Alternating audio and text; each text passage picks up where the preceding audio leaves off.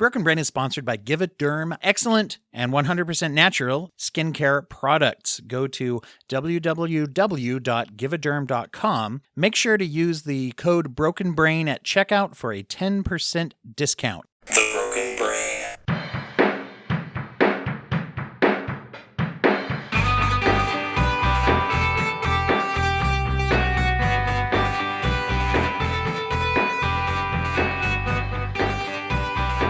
Yeah, no, I'm recording locally. This is Audacity. It should have told you if it ever was going to do that, which it would not. Recording in progress. Okay. No, It's a my business situation. Okay. London's doing that surreptitious recording on Audacity. It's a good thing that Yeah. we understood it was going to happen. It's- And then it's- talking mine's over more room tone wiretap. like he always does. All right.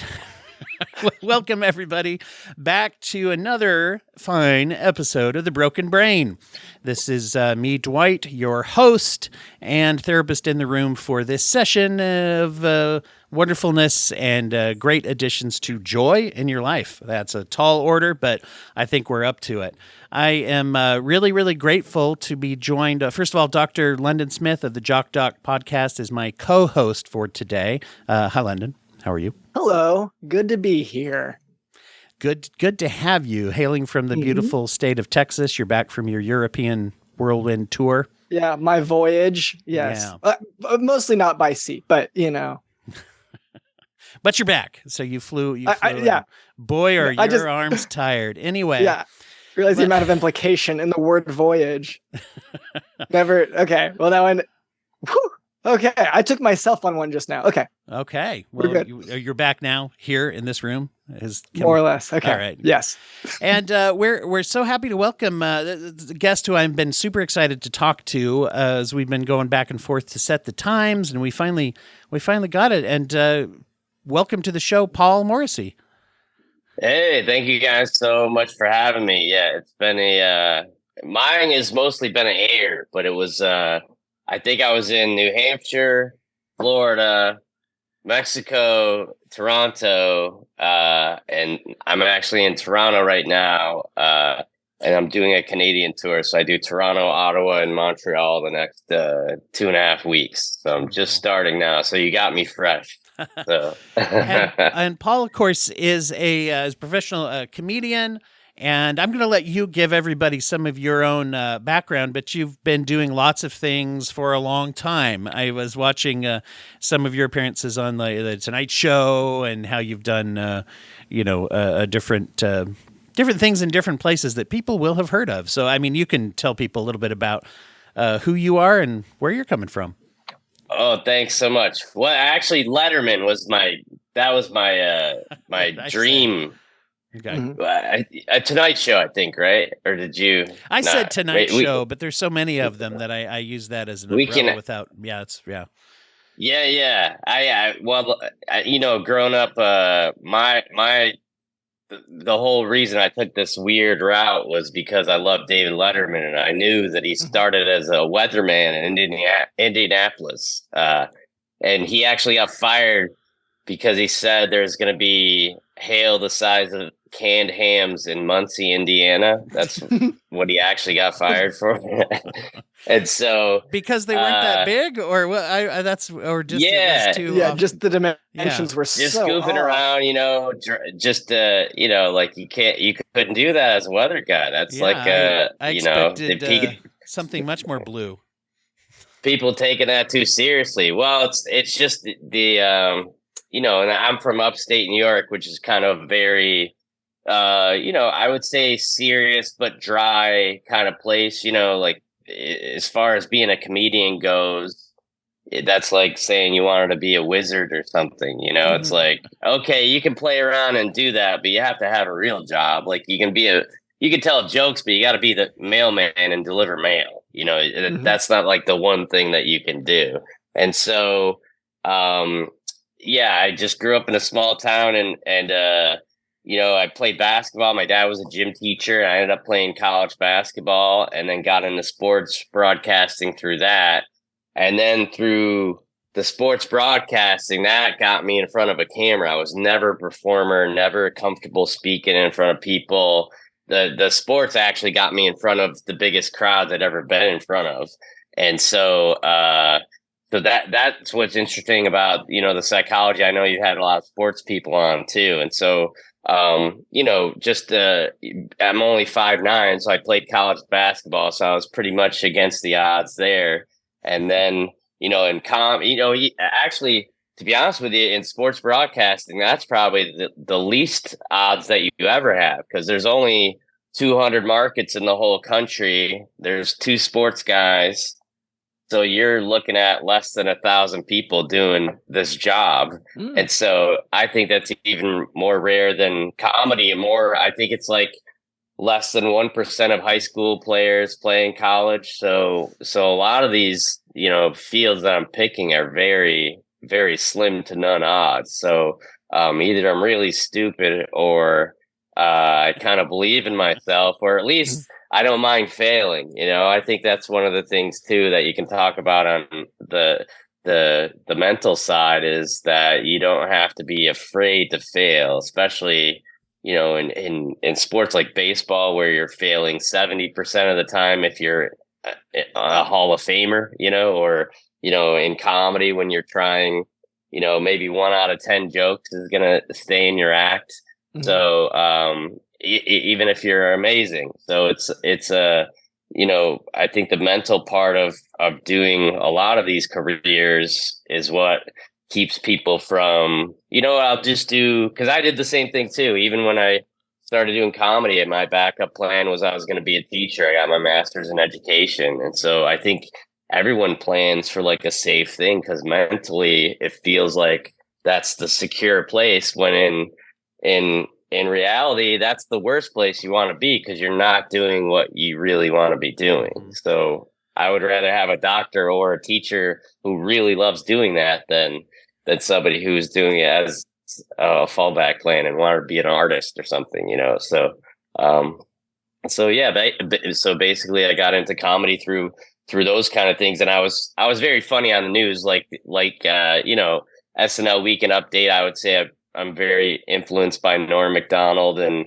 Letterman, those kind of broadcasters. And so I started goofing around, and I went to a comedy club in Sacramento, which is the area I was doing. And one of the women who was working there was like, "You're really funny on the news. You should do stand up." And then that's how I kind of got into stand up. I wouldn't have ever thought about trying it, but it just kind of did fall in my lap. And when somebody, when it's a thing that you think you want to try and somebody gives you the opportunity, I think you always go after it. But I don't think I would have jumped after it myself, Now, there's probably a little more leeway for humor in sports broadcasting than in weathermanning, as it turns out. Yeah, I think so too.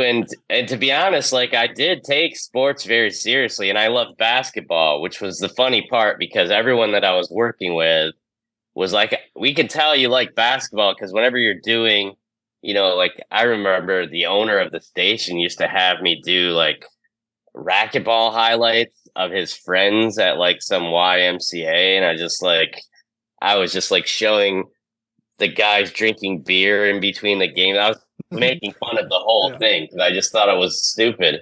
And it's like, oh, okay, you can kind of tell. I mean, that's one thing too, is like, you can kind of tell when somebody's interested in something and when they're not, even with yourself. I'm not a good fake it till you make it kind of person. Like, you can tell when I'm not having a good time. Well, I mean, that's one of the reasons that I take issue with a lot of affirmations, to be honest. That's one in particular that I think is very difficult. Fake it till you make it. I mean, on the one isolated definition of trying to communicate confidence, I think, yeah, sure, I guess, but still a deeper understanding. But when it comes to being like, yeah, fake it, do what you hate until you love it, it's like, well, that seems like a weird plan, and doesn't always pan out, as it turns out, to anything to where, yeah, if you're going to be a thing, you want to be the thing. I was curious too, you're talking about really loving basketball, and it seems to me that's probably easier to generate humor about things that you are passionate about, right? I mean, passionate can go, I guess, both ways, love or hate, but something you care a lot about. Yeah, I mean, well, the strange part about that is that when you really love something, so obviously I love playing, and then there were options to play after college, and then it was like, do I want to coach basketball or do I want to like go into the sports thing? And I did an internship, and that's what kind of showed me like, oh, this would be fun too. And also, to be honest with you, I was a very creative kid from about, my brother's a surgeon. He's a cancer surgeon. He's a genius. My sister's really smart. I was the one that was like a little bit like kind of staring at the clouds a little bit.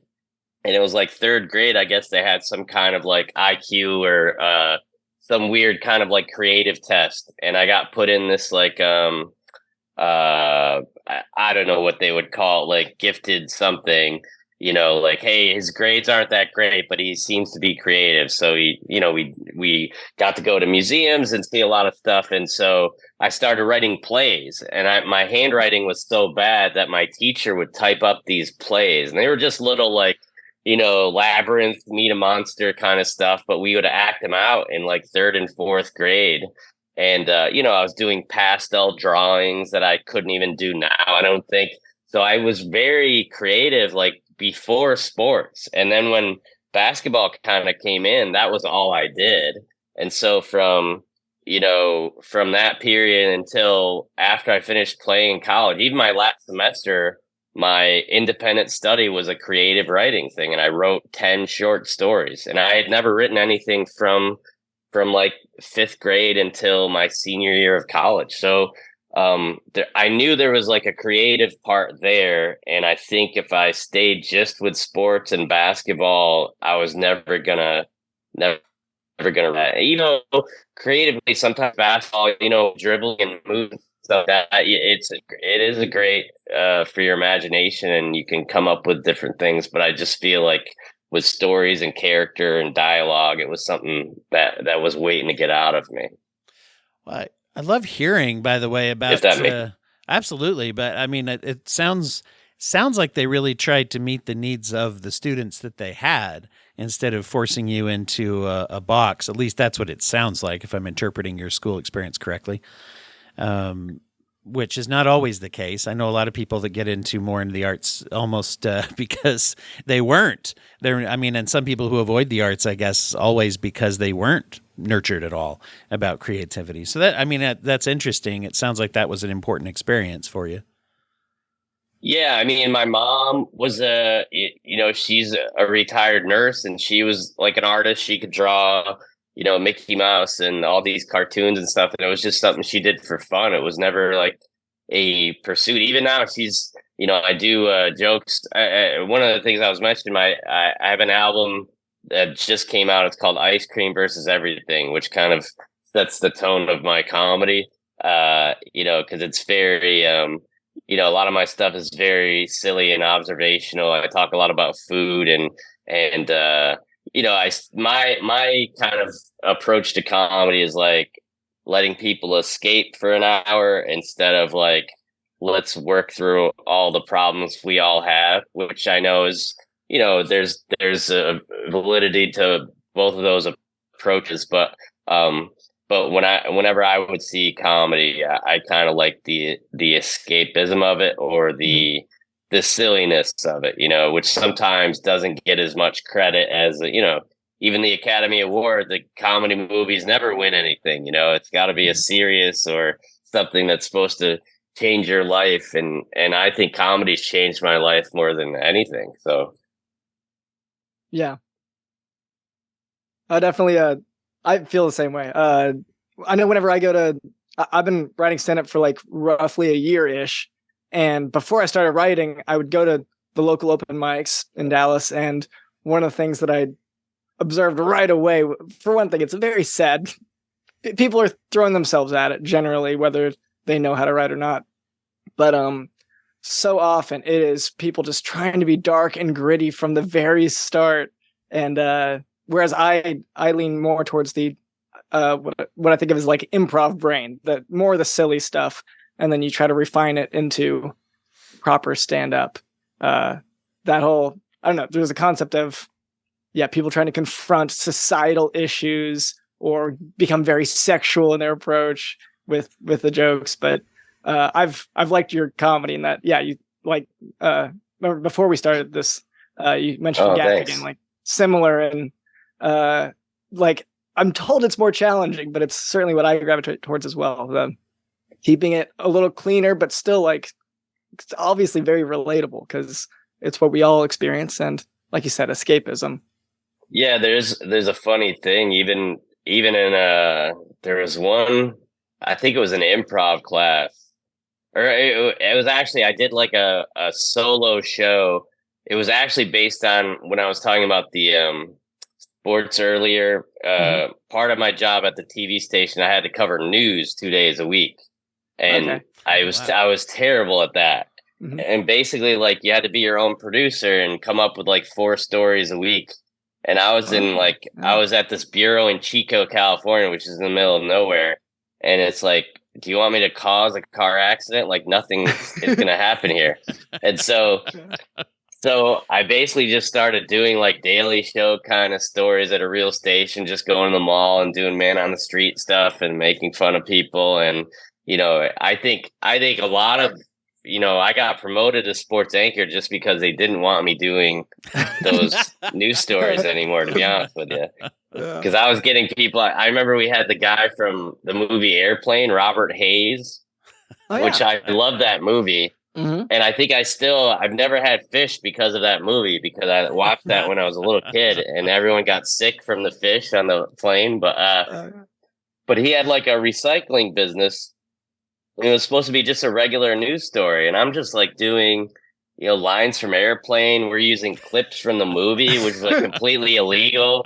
And they're, everyone else is doing this thing about saving the planet, recycling. And I'm just doing like, showing stuff. Surely you can't be serious. I am serious. So don't call me Shirley. Did the guy, how did he react? Oh, he's hilarious. Okay. So he had a blast. And I would say, like, is this the biggest project you've ever undertaken? And he's like, oh, yeah, there's clips from Godzilla. There's the thing, he was very dry and funny about it, too. So awesome. Yeah, but my news director was not very happy about that. Excuse me. Yeah, that was just one of the early signs of maybe this isn't for you. It hit me as you're talking about basically the silliness and connecting with the escapism, that some of those things at the same time that you might characterize it as silliness, I would say from listening to you talk about it, you don't feel silly about it. In other words, there's an importance to that, I think, right? An importance to being able for people to check in, and it's not always about some big ground shaking here to challenge your worldview kind of thing. And not that there's not a play. I'm not saying that's not important, but it sounds like there's a feeling of importance about silliness. Especially nowadays.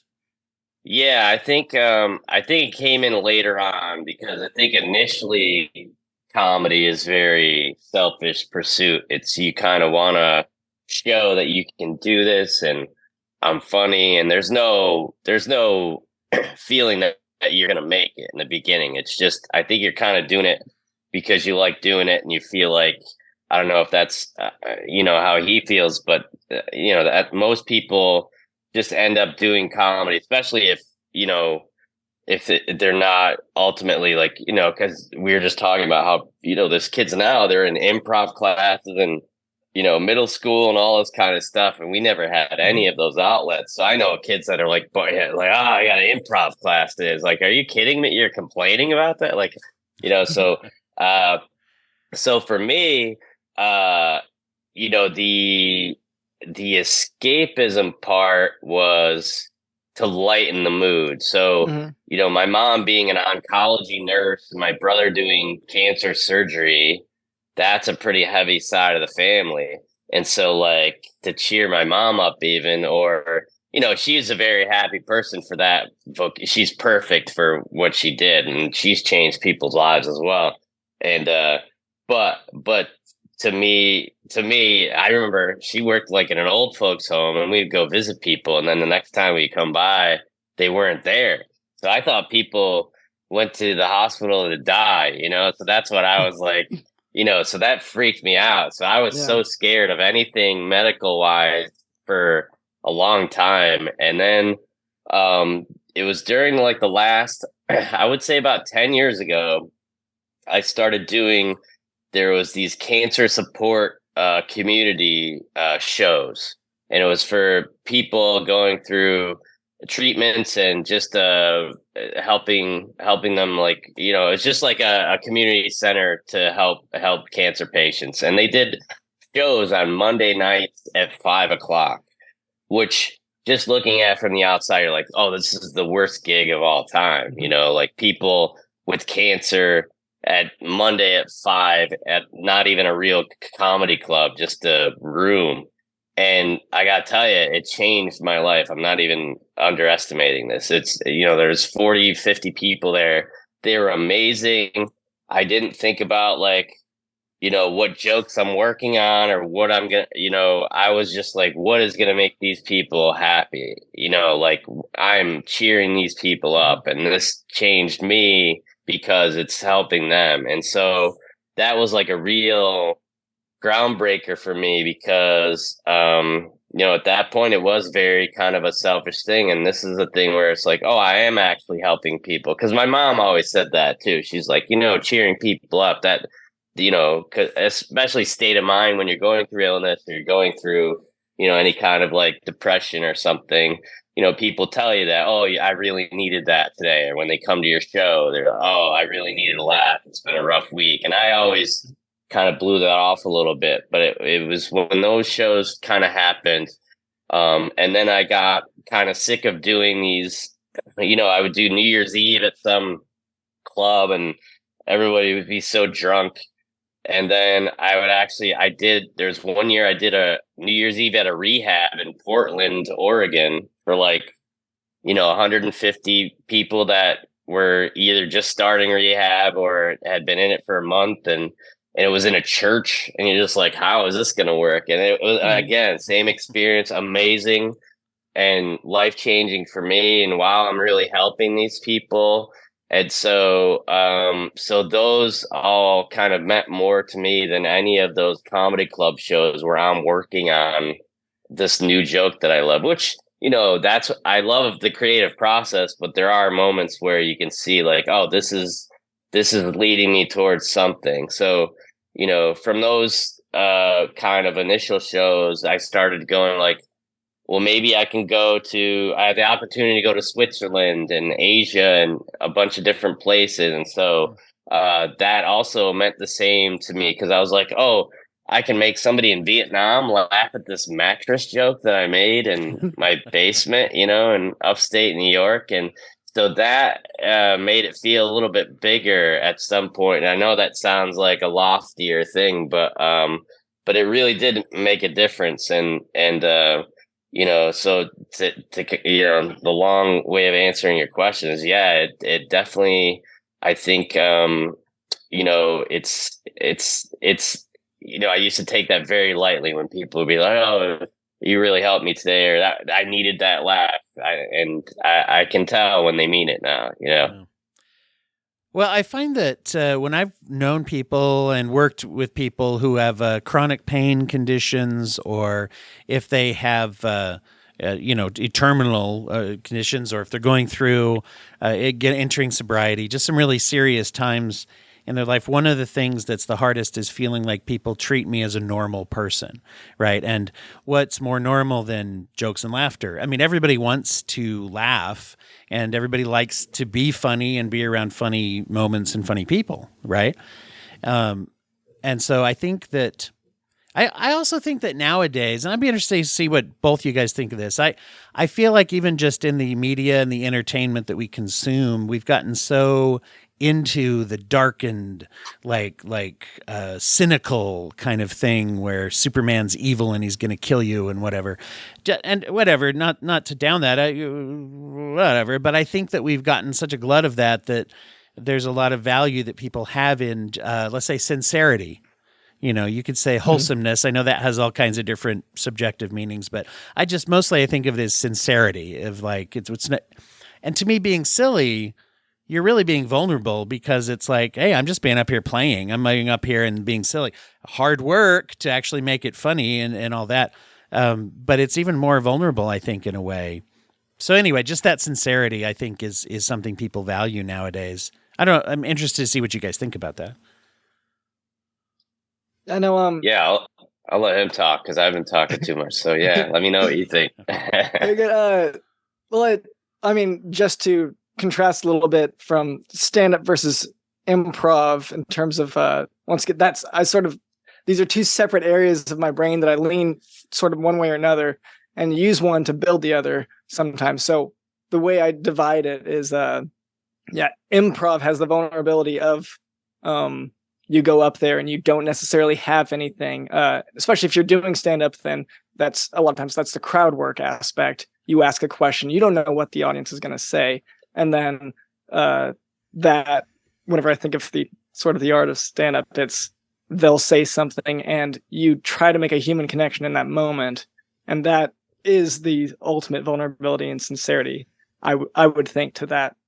In terms of, because with the question of being, I don't know, life being so heavy and serious just by default, we will all struggle with the concept of mortality. All these heavy concepts exist, and what I notice is that they don't have to exist all the time when you're for leisure. I had friends who would always be like, "Oh, you want to, like, why don't we talk about the serious stuff so much?"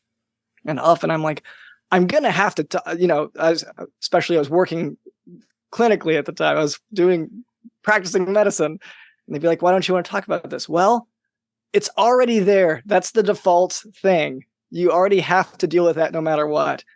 Other people don't get to be silly. People don't get to, especially get paid to be silly or to have sort of a structural platform to be fun. And there are people who appreciate it. Like he said, there are people who are deeply affected by it. I mean, I, for one, in med school, other students and myself, after a long day of studying, of tests, of whatever, being confronted with existential issues, we aren't going to turn on more, dark humor stuff. Usually we're going to watch something light. And to me, that's relief that helps us to keep on going. So, yeah. I mean, I think, and for me, when I've had, whether it's relationships or different, when I've, spoken to a therapist, that's been my outlet for that kind of stuff. Cause I'm like, I don't know about you guys, but I can feel when I'm, when you're laying like you're saying about, oh, let's talk about this serious thing. And I'm like, I feel like I'm laying this on another person, which is probably my own issue, but it's like, I'd rather, do that in therapy and get it out of the way. Yeah. And then I can kind of be myself. And I feel like I kind of use therapy as that kind of tool more than the outlet of it. Because for comedy, I guess, I mean, I will say this, though. I've always had a problem with insomnia. It's kind of in my family. And I don't know medically where you guys are at that point. I've studied it. There's like master's classes and there's, belief that like, there's people that sleep from 10 p.m. to 6 a.m. There's people that sleep from 1 a.m. to 8 a.m.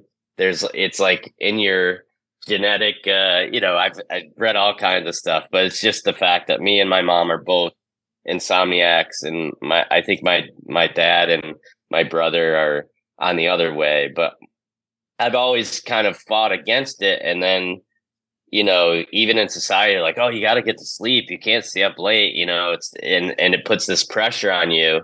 And I think about 10 years ago, just embrace that part of it. And it's like, if I'm going to be up until 1 o'clock, I'm going to watch the best 100 movies of all time. I'm going to watch, The Hustler and, all these movies that I never saw, or I'm going to write this script that I've been working on, or I'm going to lean into it and then, or read something. And so that, from 11 to 1 is like my most productive time. And I've read a lot of, there's a book called, I don't think it's An Artist's Way. It's basically, oh man, I'm blanking on it.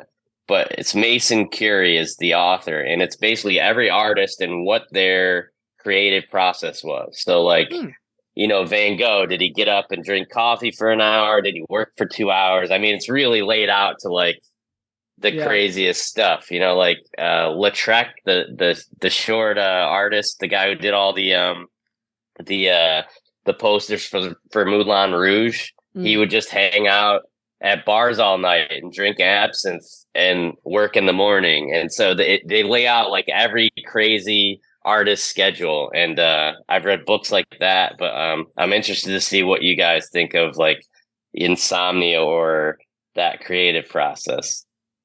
Insomnia, I mean, from the medical side of it, I know there's just the actual diagnosis. I know there are medications to treat it, but I also know that I'm most likely self-diagnosed.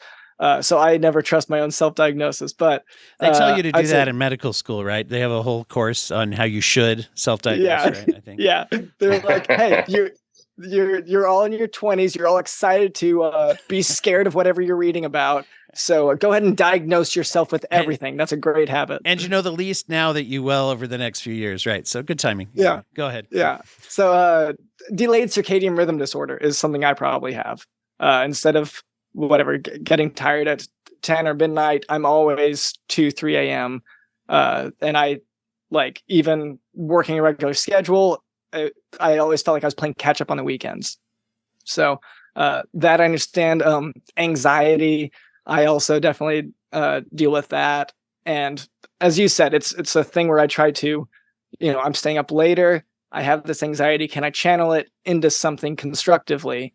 And yeah, I think your instinct is sort of, especially if you can find a balance with it, then that is a fair way to do it. If you can get your life to structurally work with it, then yeah, it's turn your weaknesses into strengths. I also know that, a great many famous comedians, right, creative people will brag on their medications.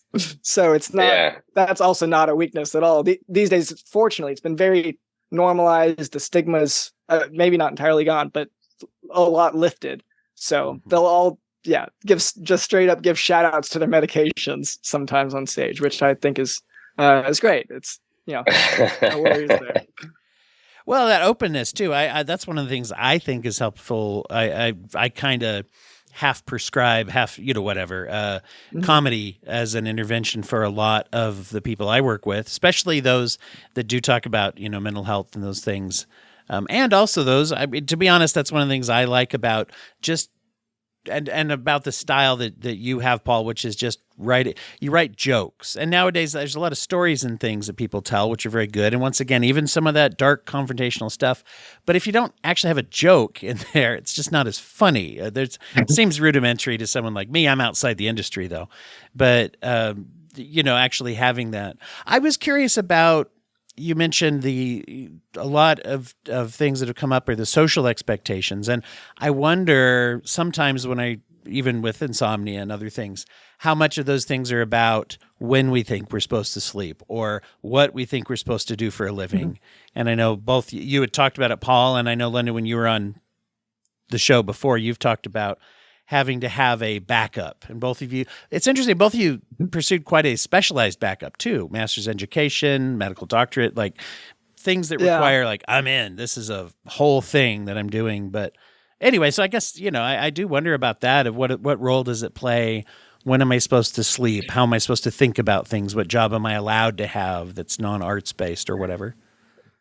Yeah, well, I think that even that's how you knew. Like I had this, on air TV job where I was having a blast. I was covering, the NBA and NFL stuff, and I'm still like at night, I'm writing jokes for this, open mic I'm doing once a week, or I'm sneaking out to do this show at a bar in between the 6 and 11 o'clock news. Like that's how you knew, like I definitely, I'm more passionate about this even now. And this is a job I love. So then I know I really like doing this other thing. And it did lead me to the next thing. That's another, when kids talk to me about like, how do you know you want to be a comedian? I was like, I just think you just need to find things that you like doing, because it is really hard enough to find a couple of your interests. And if you can find something that you kind of like doing, do that. And then that may lead into an even more specialized part of that thing. If you like drawing, maybe you like, the tattoo. I know people have become like tattoo artists from, I know a guy, one of my best friends from high school, he was a painter and became like a restaurant designer with a group of his friends, and like, has Michelin star restaurants now. And, it's just, you never know where the passion is going to lead, but you have to have a passion at something. So that's always very important. Don't ever, like, I know people who are like, oh, I went to pharmacy school because it's a good job, and I can retire when I'm 50. And it's just like, so you're just like fast forwarding the next 30 years of your life so you can get to the point where you want to do, where you can do something you want to do. There are people that are a little too reckless with that thing too. I know people that just, they're going, all over the world. I mean, I will say this with comedy too, and you might be able to attest to this. There's people who, especially now, like when you first start doing comedy, you have the opportunity to like, you just want to do a bunch of shows, right? And so, especially now, there's people that do, it's all about the business of it instead of the creative part. So it's like, I'm going to book 4 shows. I'm going to be able to do 2 or 3 shows a night every night this week, and I'll have 20 spots, and then I can work on this. And then when you see these people, they never say hello because they're rushing. They're late to every show. They don't get to meet anybody. They're doing the same act that they're doing in all the shows because they don't have time to write anything in between.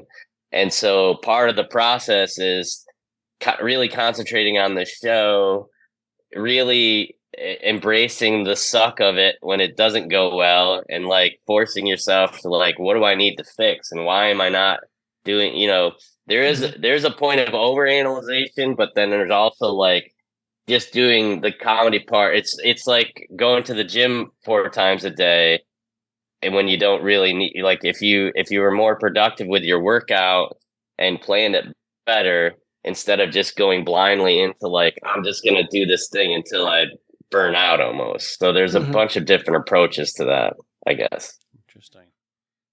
Yeah. Yeah. I know, at least some comics I heard from said the pandemic forced them to basically stop doing that habit of overdoing it with just going to clubs, and then they were forced to sit down and write. Did that happen to you at all? Well, yeah, I mean, the whole act of it, like, you do need shows to like get the audience and all that kind of stuff. And I will say I'm one of the few people who, and this actually was another one of those aha moments, was I ended up doing a bunch of like corporate Zoom stuff. And so got really good at doing the Zoom, like computer at home, so I could see everyone. These were all people that had worked from home for months, and they just, and my whole thing was, I'm not going to do an hour show like it's a regular comedy club and just talk at people. I did everything from like, for Apple to, I did HOA meetings for like these really rich neighborhoods. Like Whoopi Goldberg was on one of my Zooms, and like I made her laugh. Like it was like really, like you could tell you were making a difference because all these people worked together and they hadn't seen each other in months. And so you could just tell, like, hey, I see Steven over there. How's, make fun of his lamp or his fan or something. And he got a laugh, and he's dealing with all this stuff at home. And I could tell it really, and I had people, I was doing stuff in like Switzerland. You could work anywhere. I did like New Year's Eve in New Zealand. And it was that thing of like, wow, I'm really reaching people with this, and I can tell I'm making a difference. Like there's a guy, I think it was Switzerland, maybe. He kept asking me questions that like he wanted to keep emailing me. He's like, I never thought about the like the mental aspects of this. Like, you made everyone laugh, but it did feel like it improved their mood. It made them more productive this week. They seem to be joking more with each other. Like I never, and he, it's coming on. It almost sounds like a little German because it's like he doesn't want to like admit the actual, like, it's like laughter is the like a thing you can put in a bottle. It's like, it's funny that you gave them this thing and then they're laughing. It's like they're like but it was very like he looked at it very scientifically, like, wow, I never, so it improved their mood and made them laugh, and it kind of brought them closer together. I feel like we should do this like once a month, something like this. And it, like, even he was coming from the business side of it. It's like doing stuff like this would be better for my employees because, and it wasn't like I love comedy and we need to do more of this. It was like, we need to do something like this. I had no idea what the positive ramifications were going to be. But it was really good. And I was like, oh, wow, that's made me kind of think about it in those terms. There's a video that's gone around the internet I've seen a couple times of Ethan Hawke talking about creativity and art. I don't know if you guys have seen that, but he makes a point in there that everybody thinks the arts are just an extra until your heart is broken and then you need poetry or music, right? Mm-hmm. And it's interesting because I think especially during the pandemic times, the heightened of that, just what we're talking about, just like a kind of like being able to laugh. And sometimes, and this goes into that whole thing of escapism. Sometimes right now, today, important political commentary aside, it's like once in a while, I just need to be able to laugh too, right? And that's it. There's a simplicity there. And how much do we pull away during good times and say, oh, arts or whatever, they're it's, oh yeah, sure, it's good in a philosophical way, but do we really value it? And it's like, well, what did we go to during those times to keep our sanity? As much as we did keep our sanity, we had to go to things that were going to make us remember that it's okay to be alive and in the world, right? Not to go super serious, but I mean, that's what it's doing in a way. Well, yeah, I would ask you guys too, like, especially during this kind of like internet age, like I know people who fall asleep to my album or my specials, and I'm flattered by that because that's what I look for when I go to sleep. I watch, Step Brothers or something that's like, here's something I've seen before that's comforting, that's kind of funny and a little soothing. And so I know a lot of people do that with TV shows or audiobooks or podcasts all too, the different things. Yeah, podcasts. So I'm always flattered when someone says, "Oh, I fell asleep to your special," or I always, I fall asleep to your voice on this podcast, And so I think people use that quite often. Yeah. As long as it's not while they're listening to it in the car, I always think it's good too. I think but my show has that problem, not your act, I'm sure, keeps people. But it's interesting to get into, as you put it, just kind of that normal life part, because everything we do on a day-to-day basis, the little things we do makes up what our life is, right? And so to be part of that must be a great feeling, to be like you're part of someone's normal, to help them to cope and to fall asleep, even, as you put it. Really cool. Really cool stuff. Yeah, it's one of those things where somebody can quote your joke. There's a great comedian, Mitch Hedberg, and he has a lot of these. He's no longer with us, but he has a lot of these jokes that about an escalator and about different certain things that There's a really famous one is about he bought a donut and he got a receipt for the donut. And he's like, I don't need a receipt. I'll give you the money. You hand me the donut. And it's just this great wordplay and cadence. And it's just 100% Mitch Hedberg. And it's so hilarious. And it got to the point where they even write that joke on donut receipts at different, like Mr. Donut or, and it's like one of those things where people can't go. Like, imagine going to a donut place and you think of this comedian every time you go. And I always thought that was so special. And Tom Papa, hopefully he doesn't mind me telling the story, but he told me he did he would do a joke about, it's one of his older specials about, have you ever looked inside your pillow without the pillowcase? It looks like a Civil War bandage. or something like that. And, it's just kind of a line. It's not even a full joke. Yeah. And he did a show for Clint Eastwood's charity, like in Carmel or something. And so he had done the show, and Clint was like walking him across this beautiful place to like go get him something to eat from the kitchen, and he's just kind of walking through, and it's quiet, and you don't really know what to say to Clint Eastwood. He's like, that joke about the Civil War bandage in your pillow? He's like, I think about that every night before I go to sleep.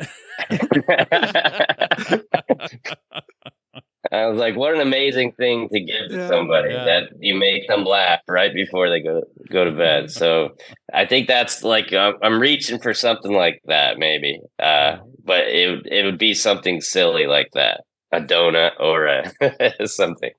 And once again, jokes. I mean, actual jokes that you can remember in that way. I think that's why Mitch Hedberg has such staying power, even all these years after he's passed. Right? Is because those are just funny, right? They're just jokes that are funny, and so it's a great thing to be doing, and it's a necessary thing, I think, very much so. Well, Paul, just so grateful to have you on today. I want to give you a minute to tell everybody where to find your work and what you're doing. Before that, I always like to ask first-time guests if they have any kind of community organization or nonprofit or charity or just acts of service that they recommend for people that people should think about. It doesn't have to be related to what we're talking about, but it certainly can be. Do you have any of those that are near and dear to you?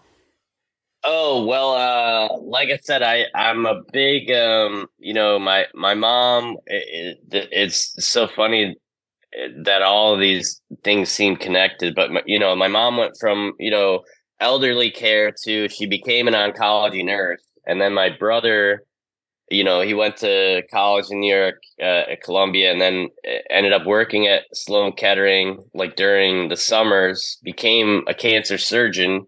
And so my mom, when she was a smoker until she was 40, quit smoking and started running. And she's run the New York City Marathon the last 29 years in a row. Wow. And she runs it for Fred's team, which is like a cancer charity, Fred LeBeau, who started the New York City Marathon, and she raises money for Sloan Kettering. And now it's hundreds of thousands of dollars over all the years, and she raises a nice amount every year. But Sloan Kettering, I don't know if cancer's touched either of your lives, but like if you had someone, they probably ended up going to that place because it's like the place to go to. So if anybody wants to donate, Sloan Kettering or Fred's team, even look up my mom. She's got her thing. They run every November. She runs for Fred's team, and doing those shows at the cancer support places, anything that kind of supports the, people going through that. I know my parents used to drive people to treatments and stuff like that. I know there's always like something you can do. So it's just, we talk about people going through illness and, everyone. I mean, I think the hard part about illness is like, even if you have a cold, you're just like, you feel like it's never going to end. Like you kind of get in that mindset of like, am I going to be sick like this forever? And obviously you talk yourself, but, you just know when people are in the mindset of like trying to get through something, any kindness really, really affects them. So I think that's always a great thing to give. That's a especially someone dealing with that. Yeah. A wonderful cause, an important thing too. I like you, I've had that experience as well of people in my family. And so I'd always like to add too, as you mentioned, fundraisers and things, people who might be in a financial bind, you can always locate if you want to do something, look up some of those fundraisers and, retweet them or share them on your social media so people will see them, right? Or re-X them. Sorry, guys, I didn't mean to say that. You guys turn on. Well, no, I think both of you guys, this is always, it's funny how, you talk and you're like, well, if this isn't funny or if you want to be funny or interesting, so hopefully this was more interesting than funny. Because I think, a lot of people are coming to this for a little bit of, guidance and validity. I think I know a lot of people when they're dealing with mental issues or, a mental, I guess, trying to think of the word, just when people make a decision to do something, I think they always need affirmation. And sometimes it comes from these little different things. And sometimes it could be just one thing that we said today. So, so I appreciate you guys doing this, and I know it means a lot to people. So hopefully they enjoyed this. Thank you. I appreciate what you do as well with that too, and appreciate those words a lot. That is the goal of what we're trying to do. Tell people where they can find you, where they can track your work, where they can stalk you, whatever it is you want them to know. Yeah, absolutely. It's paulhasawebsite.com. That's my name. Just paulhasawebsite.com. Just spelled it out. And so the brand new album is called Ice Cream versus Everything. We recorded it at the National Comedy Center in New York, which is the birthplace of Lucille Ball in Jamestown. Oh. And so I filmed it on the set of the Tropicana nightclub from the I Love Lucy show. Awesome. So it was just, we did it in March, and speaking to the pandemic, we tried to record a couple of times and it just wasn't there. And we just put together a whole weekend at this National Comedy Center. It was just amazing. It's over an hour. It's the whole first show. We just had so much fun, and we're just going to keep this all as one piece. So it's kind of like, my On the Road, Kerouac just had the same long scroll. So it's like, this is one of the few times where it's like an hour and, 5 minutes, and it was like the full show basically. And everything just went like the energy. Anytime we tried to like edit something out, it just messed with the vibrance and the energy of the room. And, I don't know if you guys have listened to, live albums. There's something to that. Like I can feel what it was like to be there. And so that's what we think this album is. So it's Ice Cream versus Everything. Just came out a week ago. It made to number 3 on the album charts. I was above Weird Al and Eddie Murphy for a minute there. So it's pretty cool. But yeah, you can get it on Spotify, Apple Music if you have that. You can get it free most places, YouTube even. But any streams kind of go towards me. So any support would be great. And sharing it and pass it along is always great too. So thank you guys. Wow. I always like to know where is the best place for people to be able to access it. For you, I mean, where's the best place for you? So it sounds like streaming is going to be, because you're the artist. So come on, Yeah. So, Apple Music. I think I have like a membership, Spotify. I know some people only use Spotify, so it's on there too. But yeah, even the YouTube stuff, I know the tracks are on there now because people have YouTube Music or something. It's everywhere. So it just depends on what you need it for. So thank you guys. Thank you. And London, do you want to mention your podcast and what you're doing? Yeah. So I have in my attempt to mix sort of the levity with the gravity of real life, I have a character-based improv comedy that more or less we prank listeners with a brief, authentic medical lesson. So it's like, I guess these days it's like 30 to 45 minutes usually an episode. And then 5 minutes of that, the rest of it's pretty silly, but 5 minutes of it is me teaching you some legitimate medical topic. And that's in the title is like the last one we recorded was radial neuropathy or Saturday night palsy. So it's just this thing you might get if you use crutches and there's pressure on your armpit. A wrist drop might happen. So it's that kind of thing. We get very technical briefly. I read it like ad copy, and the rest is characters and silly stuff. Oh, wow. Yeah, you have someone come on and be a pretend guest, right? In an improv, then you do an improv scene with them. Yeah. So, yeah. Well, awesome. Paul, you're welcome to join if you ever feel like it. Yeah. Does that sound like the Seinfeld episode when Kramer has to pretend to have an illness in the medical? Wasn't it? Did you ever see that one where he was like the medical school and they had to like the medical students had to diagnose him, and he's like, "What do you got today?" Starts listing. Yeah. Yeah, exactly. Yeah. Really fun idea and really fun show. So just to sign off one thing real quick so people know, this is coming out in early September, if you're listening in the future, September 2023. But the episodes coming up in this month are going to be focused on trauma therapy and Batman. So, they go well together because Batman is very traumatized and traumatizing too. We'll get into, anyway, there's going to be a bunch of episodes because it is Batman Day in September. So hey, I'll give you something real quick. This is great. So my buddy, my childhood friend, Don Hardy, he directed that movie Bat Kid Begins, and I don't know if you ever saw it. It's the one that's it was a Make-A-Wish kid wanted to be Batman for a day.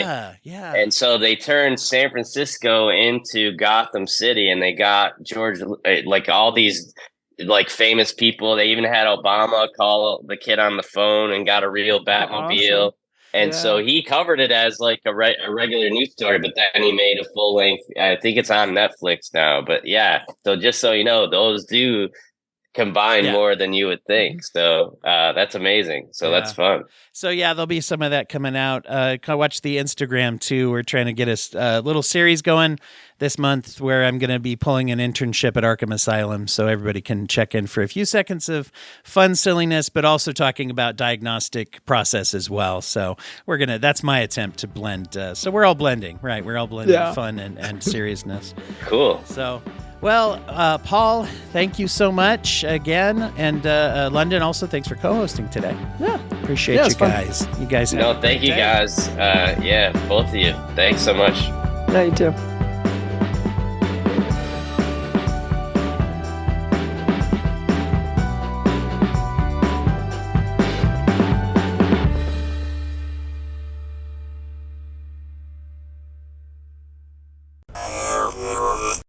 Thank you for listening to the Court Arts Podcast Network. To listen to more Court Arts shows, visit courtemparts.com.